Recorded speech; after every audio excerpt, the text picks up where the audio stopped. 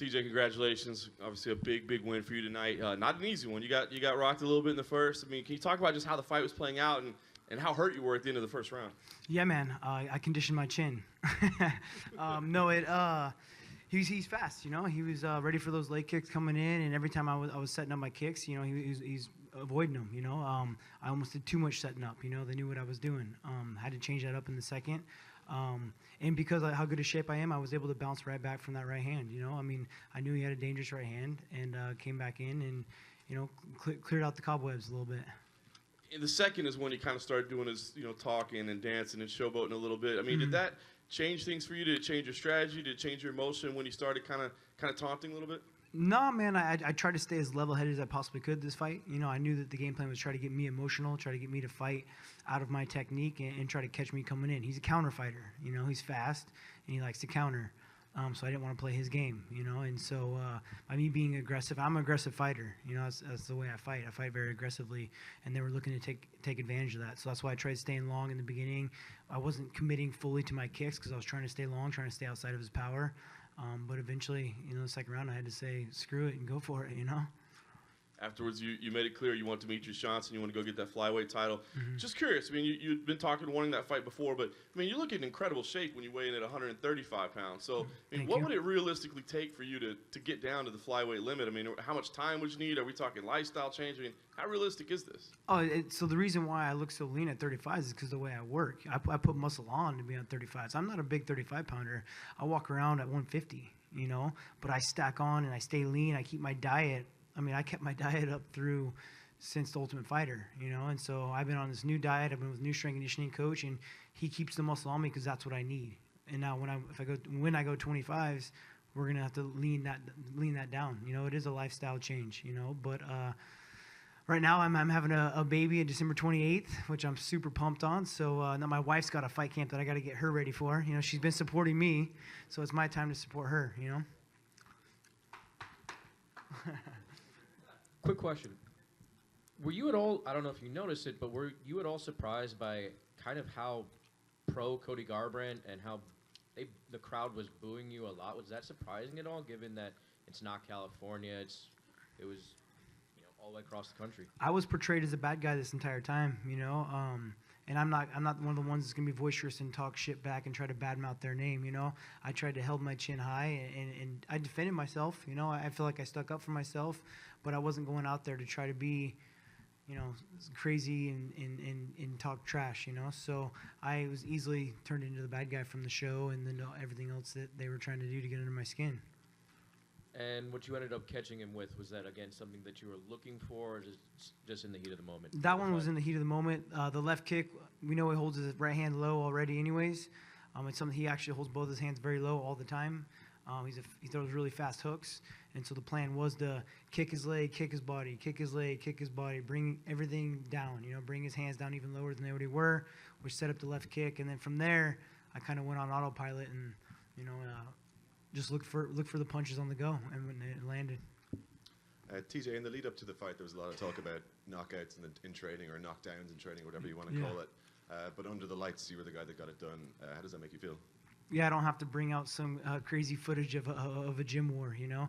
If he would have kept playing it, he would have shown, like he got called out on Rogan's podcast about me getting back up and yelling at him and continuing to fight, you know. But again, that's another thing to try to get under your skin. It was perfect timing, you know, the night before the fight. So it's those mental warfares. And by me losing to Cruz, which I don't think I lost anyways, but by taking that loss, I learned something from it. I fought too emotional. That fight wouldn't have been even close if I would have kept my cool, how I almost finished him in the 4th and 5th round. And so I learned from that. You know, I learned, you even see in my next 2 fights after fighting Cruz, you know, I wasn't as aggressive. I took my time, you know, and so I had to learn from that mistake, and that's what helped me get through all the bull crap of this fight camp. Hey, TJ, to your right. Oh, cool. Hey, man. Obviously, it must be satisfying enough getting the win and winning the belt, but is it a little bit more satisfying when a victory comes against someone who's had a lot to say about you? Yeah, man. I was practicing to be tough. I wasn't talking to be tough. You know what I mean? Like, I didn't have to build my confidence up by talking trash. I put my nose to the ground and worked hard, worked really hard for a long time, and it paid off. You know, I mean, You do good, you train hard, good things will happen. TJ, congratulations. Appreciate it. When you got tagged at the end of the first round and went to the corner, first of all, what did your corner say to you? Dwayne was telling me I was setting my kicks up too much. You know, they were expecting it. When I was throwing something, he was backing out. He was already kind of a step ahead, like knew that I was setting it up for a reason, you know. And so just to fire him off without setting him up, you know, catch him off guard. If you're able to switch around and be a new fighter, that's going to mess someone up. And so that's what happened. I know you've been talking about wanting to go bounce. Cody spent a lot of time up there. Finished him in the second round. He doesn't deserve a rematch. You know, he's very new in this sport. He needs to work his way back up. You know, I should have got a rematch after that Cruz fight. You know, very close split decision that I thought I won, and I did not get it. It took me a year and a half. Well, actually, almost 2 years to get it. You know, so yeah, I think he's gonna have to definitely build himself back up. Congrats, TJ. Appreciate what was it like to be part of this show? I'm sure in the back you saw some of those crazy knockouts and, you know, first time ever 3 title fights, you know, change hands. Yeah. To be part of this, what was it like for you? It was awesome. Just to even like tell yourself you're fighting at Madison Square Garden, you know, that's a treat in its own. You know, you're coming to a very historical arena, and then to have an historical night like we did tonight and be part of it. I mean, that's always going to be remembered, you know. And I get to look back on this when my career's all done and said and be like, damn, that was awesome, you know. You know, they were chanting, I don't know if you could hear, fuck you, TJ, at one point. I did hear want it, to necessarily yeah. say that, Yeah. but did that shock you? Did you hear that?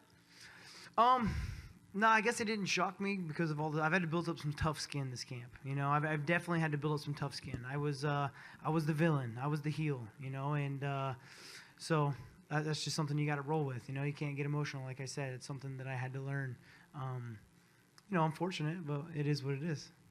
And then I wonder, you know, you said Dwayne gave you instructions in the corner right there. Yeah, you know, I watched when you walked back and you kind of wobbled to the corner. When I first stood up, yeah. Yeah, how quickly did your head clear? Because it seemed, I wonder, like, is he even going to be able to hear what Dwayne said and just spend the time allowing you to recuperate? No, it cleared up as soon as I shot in on that single leg. You know, I mean, it was like I went for a push kick. Remember that? Follow it up, and that's when he hit me with it's like a short shovel punch he throws all the time. You know, and I remember like a quick hitting my butt and then being on a single leg. So I was all there for that. It's one of those things that you can condition your chin. If you're in good enough shape, you keep that oxygen to your brain, you're going to keep going.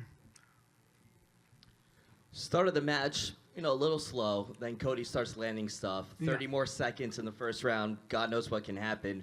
What are you telling yourself after the first round, or coaches or whatnot? What are you telling yourself in order to bounce back as you did in the second round? I'm listening to the information given to me. You know, they're the ones that see from the outside in. That's why you have cornermen, you know. And so keep your composure, get in there, and, you know, listen to them. Were you rattled at all, or? Like I said, I stood up. My foot didn't want to be under me right away, you know. But I was not, like, mentally rattled, I guess, you know. Those are the things you learn to deal with, you know. You got to push through those things. Right here, TJ. Cody said that he respects you as an athlete and as a fighter, but that he still feels the same way towards you as a person. Yeah. How about yourself? How do you feel about Cody right now? I mean, Has anything changed? I respect him as a fighter as well, you know. I mean, I do not appreciate, I mean, me or my family, you know. As you can see, my brother got very emotional after the fight. Have not appreciated the accusations and just the crap talk and trying to diminish my name and who I am, you know. So, you know, that's one that I won't ever forgive him for, you know. But I do respect him for being a great competitor, and I'm sure we'll see him again. But yeah, he's lost a lot of my respect. He lost all the respect from my family. TJ, congratulations again on a great fight. Appreciate it. So, what's bigger to you, winning this belt, or getting the belt back, or beating Cody? Getting the belt back. I said that from the beginning. This is professional for me. If I was going to get into it, like you're saying, and being pumped about beating Cody, then I would have fought emotional. I would have been angry about fighting him. So kept it as a professional level and knew that I was fighting to get back what I thought was rightfully mine. You know, I mean, I don't lose that split decision to Cruz or Sensao. I'm on a 13-fight win streak. We could be talking about me being the best pound-for-pound fighter in the world. You know, and those are things you gotta swallow and just know that you're chasing your dream. And you talk about, you know, you want to fight DJ, but if he declines, if he doesn't take that fight, you're not going to give Cody the rematch. Who's up next? We'll see what happens with Dominic Cruz and Rivera. You know, it's a tough fight. You know, I think Cruz got his hands full with that fight. But Demetrius can't run from this one. This one's too big. He broke his record. He got to pat himself and break his record. Now let's make some money. He's talking about how he wants those 7-figure fights. Well, this is it. Step up, be a man of your word, and let's get this fight going. You know, he's a very cerebral fighter. He's smart. You know, him and his coach. So I know it's a very tough fight against me. Over here, at the end of that first round, how aware were you of the clock, and how much were you thinking about surviving that bell? No, I wasn't. I remember hearing the 10-second before that all happened, but it wasn't like survive the round. It was just continued fight. You know, I mean, you can't think about survival. You got to fight. You know, if you're thinking about survival, you're getting finished. It did seem like after the fight there was an incident between Cody and Dwayne. Do you have any idea what happened there at all? No, it was my brother. My brother's in my corner, and like I said, he's been very offended by some of the things and accusations and the way that some of my really good friends that I thought have treated me, you know. And he's an emotional guy. He loves me more than anybody I know, and he was just backing me. And all he said was, "What?" You know, and we know Cody's a hothead as well, and so he went after him, and then he had to get escorted. So, escorted from MSG, you know, that's another one to put on the bucket list, I guess. Yeah. Thank you guys. Appreciate it.